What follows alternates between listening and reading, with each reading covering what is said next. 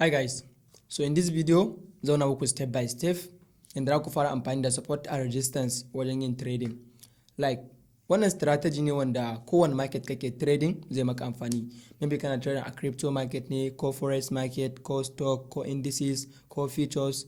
Like kowane market kake trading, definitely wannan strategy zai maka amfani. Like kamar yadda kuka sani, support and resistance yana ɗaya daga cikin the best strategy da ya kamata a ce kowane trader ya iya, kuma kowane trader ya iya amfani da shi. So bara mu shiga cikin wannan bidiyon sai na nuna muku step by step yadda za ku fara amfani da support and resistance. So amma ku manta ku danna mun subscribe sannan ku danna mun like a wannan bidiyon. Alright, idan muka duba da kanan kamar da kuke gani za ku ga support and resistance.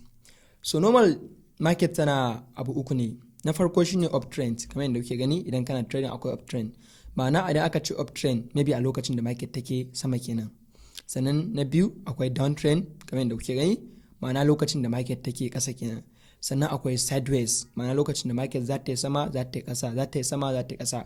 So wannan shine market structure wanda already na muku bidiyo, na muku full bayani akan market structure. So za ka iya zuwa ka je ka kalla bidiyon idan ba ka kalle shi ba. So a wannan bidiyon zan nuna muku step by step yadda za ku dinga zan support and resistance maybe a lokacin da market take off trend ne, ko lokacin da market take down trend ne, ko kuma lokacin da market take sideways ne. So yawancin traders kawai sun dauka idan market tana sideways ne kawai ake zan support and resistance. So wannan bidiyon zan muku full explanation akan yadda za ku dinga amfani da support and resistance. So da farko dai idan baka san me ake nufi da support and resistance ba, idan aka ce baka support ana nufin wani waje ne wanda idan kana trading, like idan period din da kake trading ya kawo wajen, so daga wajen zai yi sama. Kun gane ba? Ma'ana zai tafi resistance. Ma'ana idan kuma ya je resistance din zai dawo support. Daga support kuma zai koma resistance. Daga resistance kuma zai dawo support. So wannan support a resistance din, like iya wannan strategy ka rike a trading da iya shi zaka dinga samun kuɗi. Ma'ana abin da nake nufi, zaka dinga yin sell a resistance sannan kai buy a support. Kai sell a resistance sannan kai buy a support. So amma wannan abin ba wai like yana sauki mane haka. Kawai da ka shiga market zaka zan support a resistance kai ta bin shi haka, market din kuma za ta tafi haka. No, ba haka bane. Dole akwai abubuwan da ya kamata ka sani. So sune zan buku bayanin su a wannan bidiyon. Amma dai still ka manta ka danna mun subscribe a wannan bidiyon, sannan idan kuna son da kawo ku different videos akan yadda za ku dinga yin trading da investing da kuma different ways da za ku iya making money online, ku danna mun subscribe sannan ku danna mun like a wannan bidiyon. Idan muka duba daga nan yanzu gashi na shigo cikin trading view, so zan yi amfani da DXY domin na nuna muku yadda za ku zana support and resistance. Sannan kuma zan yi amfani da higher time frame, like zan yi amfani da 4 hour time frame yadda za ku fi gani da kyau. So abu na farko za mu fara yi a nan, za mu fara duba like support and resistance a lokacin da market take uptrend kenan. So yadda za ka zan support and resistance lokacin da market take uptrend. So yanzu zan duba ina ne market nan take uptrend. So like zan duba nan, gashi kamar yadda kuke gani, sai na dauko neckline nawa sai na zana shaka. So zan ga muku me yasa na zana. Yawa, zan zana neckline nawa ka kamar yadda kuke gani. Yawa, and then zan ƙara zuwa jin ɗauko neckline still sai na zana shi a nan sama kuma. So nan gashi na creating channel haka ba. Yawa, so akwai abin da ya kamata ku sani a duk lokacin da zaka zana support and resistance a markets, ko ba ka ba, ya kamata ka dinga duba inda market ta multiple rejection, ma'ana daga inda market take juyawa kenan. Ka gane ba? So na farko yanzu muka duba nan key level ne 1 2 3. Yes, na samu confirmation nawa. So a duk lokacin da haka tabbatar yes wannan market din tana tafi between support and resistance, at least ya kamata ka samu key level la guda uku kamar yadda kuke gani 1 2 3. So muka duba da kanan ma 1 2 ga kamar yadda kuke gani 3 gashi 4. So idan market ta baka wannan confirmation din ya nuna baka cewa yes market din tana tafiya ne between support and resistance. Like idan muka duba da kanan za ku ga tana creating higher low, higher high, higher low, higher high kamar yadda kuke gani. So za ka yi amfani da wannan opportunity din, like nan shine support din, nan shine support din. Ma'ana a duk lokacin da wannan trend din nan ya zo ya buga wannan support din, so ana expecting market din za ta koma ne, and then za ta ƙara yin pullback ta dawo baya sannan ta ƙara pushing zuwa sama. Ka gane ba? So ma'ana nan shine support. Idan market din ta buga nan support nan, so ana tunanin za ta koma zuwa resistance. So anan wannan kai kuma za ka dinga using da wannan opportunity din, like za ka daidai inda yake support kai buy, and then idan ta koma resistance kuma kai sell. So amma abin ba wai like haka za ka yi tabin shi ba, market din kawai za ta yi tafiya haka ne. So akwai lokacin da idan market ta kai za ga cewa yes wannan support din da kuma resistance din nan ya kare, like market za ta canza direction kenan, wanda yanzu ba na nuna muku shi kamar yadda kuke gani. So idan muka duba da kanan yanzu ga wannan channel din ba, so bara na amfani da replay sai ku gani. Yawa, So nan ga wannan channel din kamar yadda kuke gani market nan tana tafiya between support and resistance. So kai a ce a nan wajen kana ta binta kai buy kai sell kai buy kai sell kai buy kai sell. So akwai lokacin da market nan za ta iya break out, ma'ana market din za ta yi breaking wannan neckline din nan. Idan market din ta yi breaking wannan neckline din zaka je ka samu confirmation na retest. So daga lokacin kenan maybe za ka yi buy ne ko kuma za ka yi sell ne. For example kamar yadda kuke yin da kana yanzu wannan a ce yanzu ina trading haka ne, so ko ina cikin trade din like sai naga market din nan ta yi breaking wannan neckline din. Ku duba wannan shine neckline din, wannan green line din da na sa wanda na create channel din nan, so ta yi breaking wannan neckline din. So the more ta yi breaking wannan neckline din ba wai kawai zan yi sell money direct, no, dole zan jira confirmation. Wanda wannan confirmation din at least zan jira na farko ta retest, kun gane ba, ta retest kamar yadda kuke gani, kun ga shi da kanan ta yi retest, don ka duba ta yi retest da kanan. So bayan ta wannan retest din zan jira ta dawo. So kuma kun ga da kanan da market din ta dawo, kun ga da kanan ta bani bearish engulfing, kun gan shi. So da kanan na samu yes confirmation wannan market din za ta yi kasa kenan, ma'ana da ina binta a support a resistance anan, da kanan kuma a me zan yi kawai sai na sell, ma'ana market din ta fita daga wannan support a resistance nan like ta yi breakout. So amma idan market ta fasa neckline naka da kaza na a koyaushe ne ya kamata ka jira confirmation, ma'ana confirmation din ba wai maybe kana cikin trade ba kawai dimo kawai market ɗin ta fasa haka ta yi haka, sorry bana mai da shi right, ta fasa haka ta yi haka kawai immediately kawai sai kai sell, no, za ta iya fasa ne kuma ta fake out sannan kuma ta koma sama ta ci gaba da tafiya haka. So ya kamata ka jira ta retest, ma'ana ta dawo da kuma bugan wannan neckline ɗin naka and then ta dawo ƙasa kuma ta daidai setting daga inda ta yi sama, kun gane ba. So daga lokacin ne kai kuma ya kamata kai sell, kun gane. So for example kamar da kuke da kanan yanzu ga shaka da kanan ya bani confirmation guda nawa, kun ga na farko dai already market in tana tafiya between support and resistance and then ta yi breakout kuma ta yi retest, one confirmation bi kenan, and then kuma ta bani bearish engulfing. So idan baka san pattern ba ya kamata ka je ka san su, akwai bidiyo wanda duka na yi bayani akan su, so za ka iya duba a cikin channel din domin ka je ka kalla, domin ya kamata at least idan kai price action trader ne so ka san different pattern ko ba ka ba. So idan muka duba da kanan yan ta bani confirmation, to da kanan me zan yi kawai zan yi sell, like zan yi sell, zan sa sell position nawa, sai in duba ina ne key level din market, zan duba da kanan like zan duba nan shine target 1 ina, kamar yadda kuke gani da kanan ne yawa. So bayan na sa kamar yadda kuke gani wannan shine target ina. So abin da zan yi ne kuma inda zan sa stop loss ina kuma sai na zo sa stop loss ina saman nan, ma'ana saman previous high din da inda ya fasa wannan neckline din nan, kun gane ba, zan sa shi saman neckline din, kan da sa shi wai anan kasa, domin ina sa shi sometimes zai iya dawo ya zo buga stop loss na after day. So zan sa shi a sama kamar yadda kuke sai na bar shi haka. So in na bar shi haka me zan yi da kana already na riga na sa set of ina mai kyau, ko zan jira market din ta zo daidai direction nawa ne, kun gane, daidai inda na sa take profit nawa. For example kamar yadda kuke gani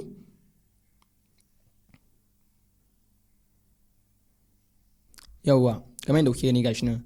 So kun ga wannan shine yanda haka zan support a resistance idan market tana tafiya uptrend. So ina fatan kun fahimta, like wannan shine uptrend kamar yadda kuke tana creating higher low higher high and then ta yi breakout kuma ta yi retest, sannan gashi ta bani bearish engulfing pattern, sannan daga nan wajen zan yi sell. So kaga anan ka yi making profit. So amma ka kamanta anytime ka dinga jiran confirmation a market, nan wajen ba wai maybe the tie breakout wannan line naka ba kawai immediately kawai zaka ce yes kawai zaka shiga sell, no, za ta iya koma ta fake out and then ta sama. So ya kamata ka jira confirmation kamar dokin da kanan, so nan ka yi making profit. So wannan shine yanda zaka dinga amfani da support and resistance idan market tana tafiya a uptrend.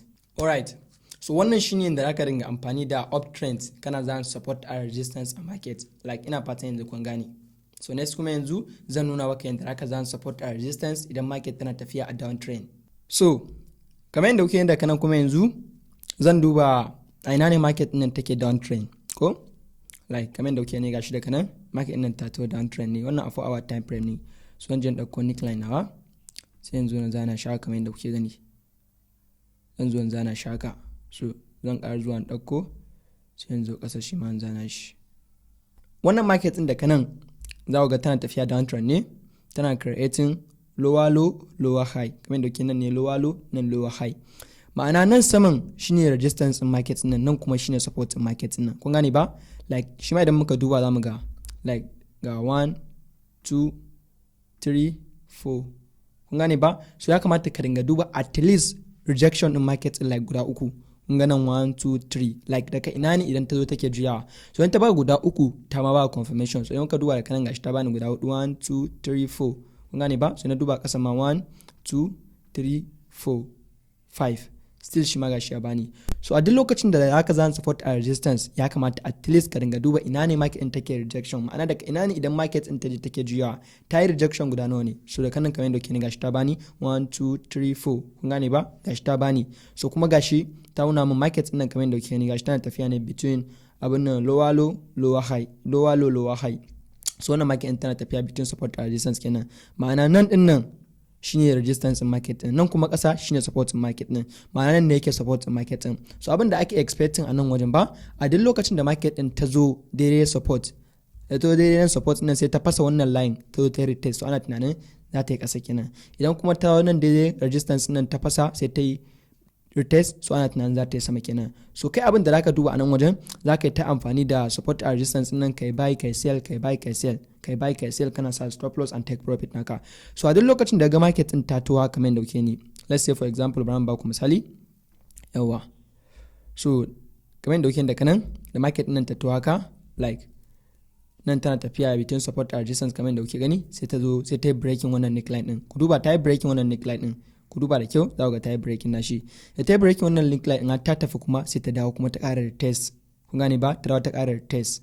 Ta ƙara retest, so ka samu confirmation din buy, ma'ana a nan wajen abin da ya kamata kai nan za ka yi buy kenan, kun gane, ma'ana ana expecting market din da kanan su za ta yi sama kenan. So amma at least before kai buy ya kamata ka bari ya dawo daidai nan, ma'ana ya to nan at least ya kamata ka bari ya dawo daidai nan, ma'ana da ya to nan ya zo ya buga wannan neckline din naka, so at least ya kamata ka bari ya dawo nan, so da kanan wani sai ka sa position naka na buy, kun gane. For example yanzu haka daga nan bari duba sai na sa position na buy, let's say dauko long position yawa. So inda zaka sa sai ka duba ina ne previous high din, so zaka duba maybe ka sa shi nan yawa. Stop loss din kuma sai ka sa shi a kasan wannan neckline din.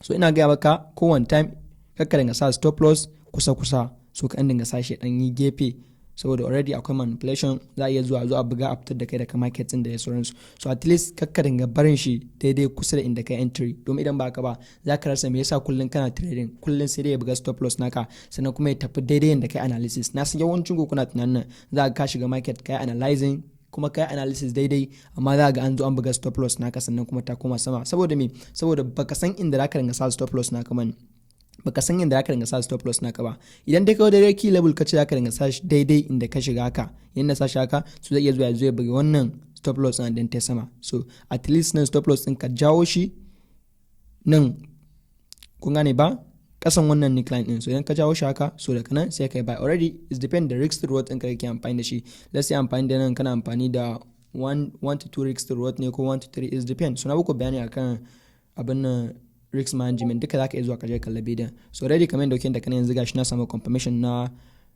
B kenan kamar yadda kuke gani. So kawai da kana let's say kawai zan yi buy. So in ne buy kamar yadda kuke gani yawa, ku duba ya zo ya buga daidai take profit nawa. Kun ga wannan shine take profit din, wannan shine previous side din, kun gane ba, wannan shine previous side din. Ku duba da kanan, so yanda a ce na sa shi nan sama ne, kun gani, so zai iya zuwa kuma bai dawo din ba, duk da market nan already muna expecting sama za ta yi. So amma already kakka dinga wai cika wai take profit na like kace daga nan maybe sai ka kawo shi nan ko sai ka kawo shi nan zaka iya barin shi maybe target 1 target 2 target 3, amma target na farko kakka dinga sashi ya tsayi. So ka dinga duba ina ne previous high din ko kuma previous low din sannan ka sa haka. So wannan shine yanda zaka dinga zana support and resistance idan market tana tafiya a downtrend. Idan market tana tafiya a downtrend kamar yadda kuke ni, nan shine support din, nan shine resistance din, nan shine support, nan shine resistance din. So wannan shine inda zaka dinga zana support and resistance idan market tana tafiya a downtrend. So yanda zaka zana support and resistance idan market tana tafiya uptrend da yanda zaka zana idan market tana tafiya a downtrend duka abu ɗaya ne, kun gane ba? Like ina fatan kun yi understanding. So yanzu kuma next zan nuna muku step by step yanda zaku zana support and resistance idan market tana tafiya a consolidation, like market tana tafiya a sideways. Alright, kamar yadda kuke gani yanda zaka gane market tana tafiya between sideways, like tana tafiya support and resistance ko yau already na muku bayani. So yanda zaka gane shine yanda zaka fi ganewa like kaka dinga amfani da neckline haka, sai ka zo ka dauka neckline ka zana. No, neckline ba zai baka dama ka dinga gane support and resistance ba a sideways take ko baka ba. So zaka duba da kanan wajen tools nan, zaka duba sai zaka dauka wannan rectangle din nan, so ka duba shi a wajen tools ɗinka. So idan ka dauke shi sai ka zo ka duba daga ƙasa. For example yanzu haka a ce shi na zana, so wannan shine support ina, zan ga muku me yasa na zana, and then zo duba da kanan sama shi ma ga shaka.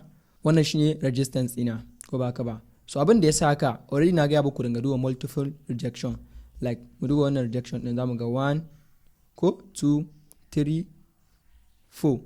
Ma'ana da kanan idan market nan ta zo, market nan ba ta fasa nan, so sai dai market nan ta juya. Kun ga nan ma 1 2 3.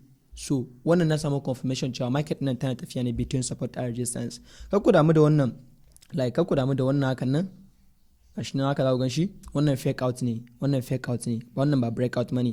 Da ce yayi retest yayi sama, so gashi nan mun kira shi breakout, so amma wannan fake out ne, so ya fita ne sai market din ta dawo. So anan wajen ka samu confirmation din da zaka dinga bin market din a support and resistance. Let's say kai buy anan kamar yadda kuke gani, ta kawo ka resistance and then kai sell, and then ka kuma buy, ka kuma sell, ka kuma buy, ka kuma sell. So zaka tafi market din haka, kun gane, kana sa stop loss, kana sa take profit. Amma daga lokacin da for example yanzu let's say ran made the right, daga lokacin da ga market din nan ta yi breaking wannan line, sai ta dawo ta retest, sai ta ƙara attempt din komawa. So daga lokacin nan ba lokacin sell money, zaka duba ne ka samu confirmation mai kyau lokacin buy ne, ma'ana wannan ta yi breakout kenan. So idan kuma taran ƙasa ne shi ma ta yi breaking nan and then ta kuma bugal neckline naka and then ta ƙara komawa, so shi ma ka samu confirmation kenan, daga lokacin kuma ba buy money, daga lokacin za ka yi sell ne. So dole ya kamata ka ringa lura da duka wa'annan abubuwan. So wannan shine yanda zaka zana support and resistance, kun gane ba, idan market tana tafiya a sideways. So ina fatan kun fahimta. Alright, ina fatan kun ji daɗin wannan bidiyon. Kar ku manta, idan kuna so na kawo ku different videos akan like strategy kala-kala da ku fara yin trading, let's say price action ne ko SMC ne, so duka in Allah yadda zan yi guiding naku a wannan channel din. Sannan kuma ku manta ku danna mun subscribe, sannan ku danna mun like a wannan bidiyon. Sai ma da next video.